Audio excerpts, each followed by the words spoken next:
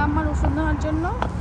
এখন শুভ সন্ধ্যায় বলা চলে, যেহেতু 7টার উপরে বেজে গেছে, কিন্তু আমাদের এখানে দিনটা এখন বড় হয়ে গেছে আমেরিকাতে, এর জন্য এত সানি এবং প্রচণ্ড গরম। এখন বাসায় চলে যাব, মেয়ের ডান্স পারফরমেন্স আছে, আমি যেতে পারি নাই, তো ওকে নিয়ে একটু বাইরে যাব, দেখি ও কোথায় যেতে চায়। বাসায় চলে আসছি, এখন গরমটা কমেছে, রোদটা কমেছে, একটু ঠান্ডা ঠান্ডা বাতাস আছে। এখন একটু বাগানে পানি দিব, তারপরে মেয়েকে একটু বাইরে নিয়ে যাব, তারপর দেখি আর কি করি। চলেন বাগানে পানি দিই। আর ওই যে এখানে দেখতে পাচ্ছেন আমার শ্বশুর বাগানে কাজ করছে, আর আমি পানিটা এখন দিয়ে দিব।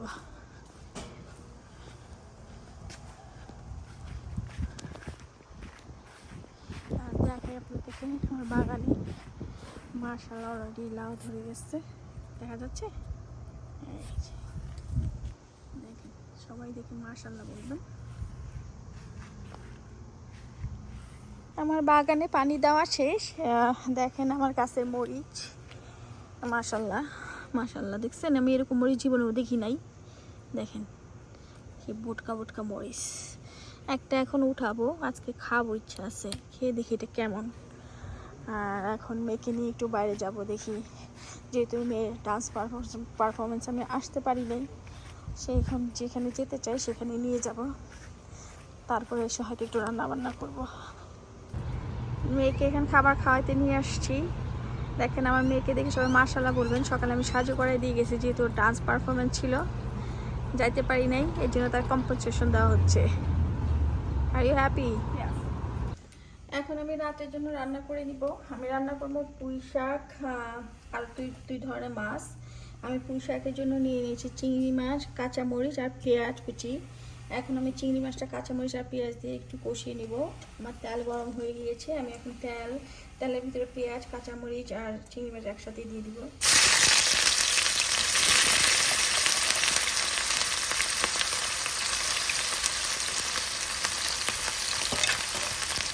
এখন আমি দিয়ে দিব আদা রসুন পেস্ট, আমি লবণ পরিমাণ মতো, আর আমি এটা সব মশলা দিয়ে দিব। ধনে গুঁড়ো আমি অল্প মরিচ গুঁড়ো দিব, যেটা আমার মেয়ে শাকটা খাবে, যেন ঝাল না হয়, বেশি ঝাল হলে খেতে পারবে না। দিব হলুদ গুঁড়ো। এখন এগুলি দিয়ে আমি চিংড়ি মাছটা কষিয়ে নিব, তারপরে আমি শাকটা দিয়ে দিব। এই যে আমি শাক ধুয়ে নিয়েছি, তখন কত শাক, তো রান্না করলে অনেক কমে যাবে। আমি একটু পানিও দিয়ে দিয়েছি, পানি দিয়ে পানির সাথে মশলা, পেঁয়াজ আর চিংড়ি মাছ কষানো হবে, তারপরে আমি শাকটা দিব। কিন্তু শাক দেওয়ার পরে আমি কোনো পানি দিব না, শাকের পানিতেই শাক হবে। আমার চিংড়ি মাছটা সুন্দর কষানো হয়ে গিয়েছে, এখন আমি পুঁই শাকটা দিয়ে দিব।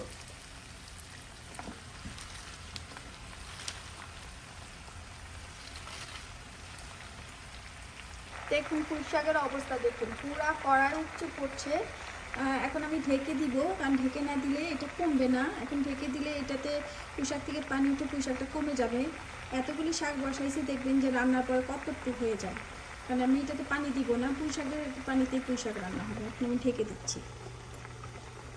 দেখুন পুঁই শাকটা কত কমে গিয়েছে আর কত পানি উঠেছে।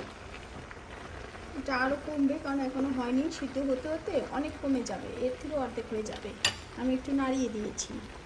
দেখুন আমার পুঁই শাক রান্না শেষ। আমি এখন কয়েকটা কাঁচামরিচ চিড়ে দিয়ে দিব। দেখুন কতগুলি পুঁই শাক বসিয়েছিলাম আর কত কম হয়ে গেছে, শাকের এই অবস্থা। এখন আমি পুঁই শাকটা নামিয়ে দিব। আমি আজকে কাচকি মাছ রান্না করব। দেখেন এগুলি দেশি কাচকি মাছ, কত সুন্দর। আমি এখন সুন্দর করে ধুয়ে নিব, কারণ এটা বাছাবাছি কিছু নেই, এটা ক্লিন করাই, শুধু আমি লবণ দিয়ে কয়েকবার ধুয়ে নিব। তারপরে আমি একটু অন্য টাইপ করে আজকে কাচকি মাছটা রান্না করব, সাথেই থাকুন।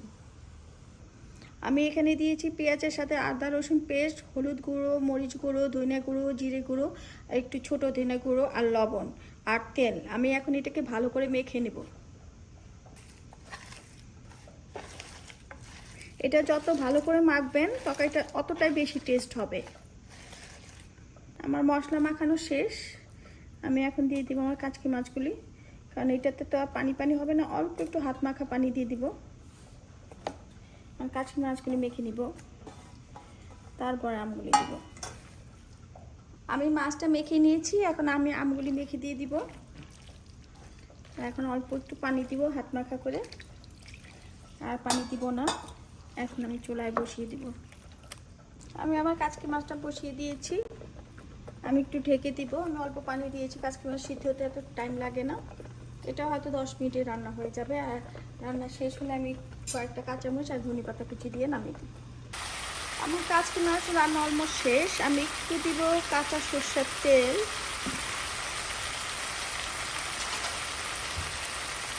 ধনেপাতা কুচি,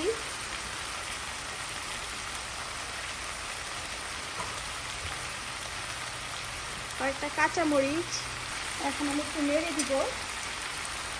নেড়ে আমি 1 মিনিট মতো রেখে তারপরে নামিয়ে দিব। আমার রান্না অলমোস্ট শেষ।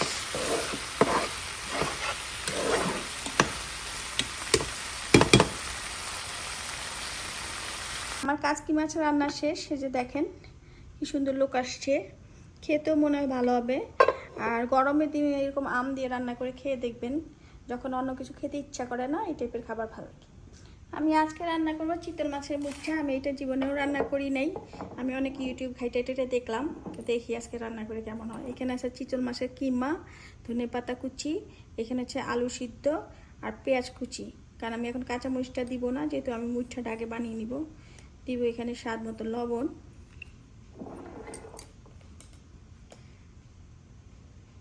আদা রসুন পেস্ট, দিব একটু মরিচের গুঁড়ো, একটু হলুদের গুঁড়ো, একটু ধনে গুঁড়ো। এটা দিয়ে আমি এখন মেখে নেব। আমি চিতল মাছটা মেখে নিয়েছি, আমি এখন একটু তেল দিয়ে আর একটু মেখে নিব।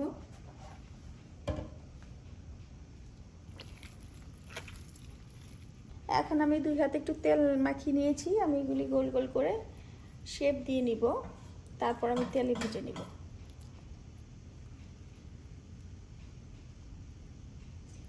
এই যে এরকম শেপ দিয়ে নিব। সবগুলো আমি বানিয়ে নিচ্ছি। আমি এখানে মুঠাগুলি গোল গোল করে নিয়েছি। আমি এখন তেলে ভেজে নিব। আমি কড়াইতে তেল গরম করে নিয়েছি। আমি এখন মুঠাগুলি তেলে ছেড়ে ভেজে নিব।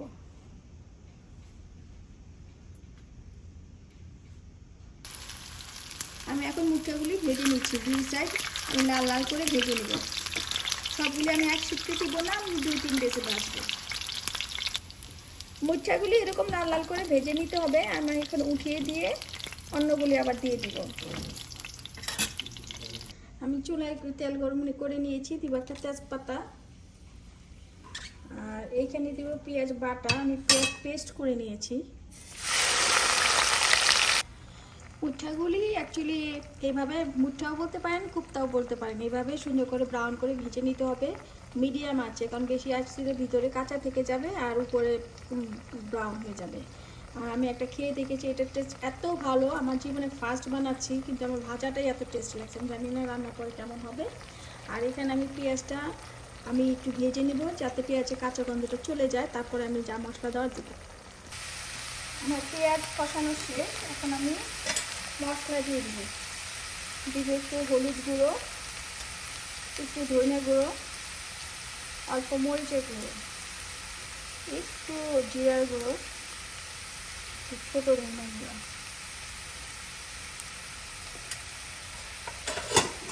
দিব একটু লবণ।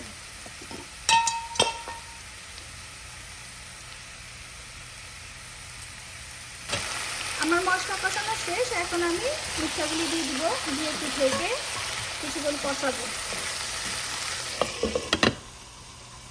আমার কুপ্তাটা কষানো শেষ। আমি এখন দিয়ে দিই ঝোলের পানি।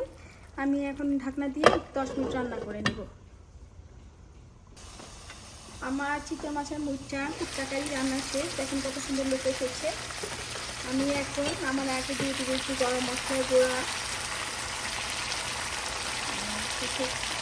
ধনিয়া পাতা, কাঁচামরিচ। আমি এখন নামানোর আগে দিয়ে দেবো একটু ঘি। আমার তরকারি হয়ে গিয়েছে, আমি এখন নামিয়ে দেবো। আমি এখানে গরু মাংস মেখে নিব। আমি ছোট ছোট করে কেটে নিয়েছি। আর এখানে দিয়েছি আমি শানের টিক্কা মশলা, টক দই, আদা রসুন পেস্ট, একটু মরিচের গুঁড়া, একটু জিরার গুঁড়া, একটু দিয়েছি আমি গরম মশলা গুঁড়া, দিয়েছি টক দই, সয়া সস, একটু টমেটো সস, আর এখন আমি এটাতে দিয়ে দেবো একটু সরিষার তেল। আমি দিয়ে দিচ্ছি একটু সরিষার তেল। তারপর আমি সুন্দর করে মেখে ম্যারিনেট করে রেখে দিব কালকের জন্য। আমার এখানে গরুর মাংস মাখানো শেষ, আমি এখন এই বক্সে করে ফ্রিজে রেখে দিব। রান্না বান্না শেষ। দেখেন এটা হচ্ছে পুঁই শাক, এটা হচ্ছে কাচকি মাছ আম দিয়ে, এটা হচ্ছে আমার চিতল মাছের কোপ্তা বলতে পারেন বা মুঠা কারি বলতে পারেন। আমি এখন রাতে ডিনার খেয়ে নিব। আমার রাতে ডিনার রেডি। পুঁই শাক, আম দিয়ে কাচকি মাছ আর চিতল মাছের মুঠা কারি। আমি একটু চিতল মাছের মুঠা কারিটা প্রথমে খেয়ে দেখবো কেমন হয়েছে, কারণ এটা আমি জীবনে ফার্স্ট রান্না করেছি।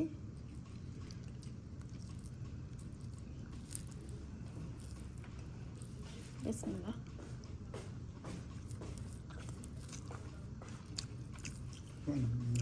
আলহামদুলিল্লাহ অনেক ভালো টেস্ট হয়েছে। এবার রান্না করে খেয়ে দেখতে পারেন। আল্লাহ হাফেজ।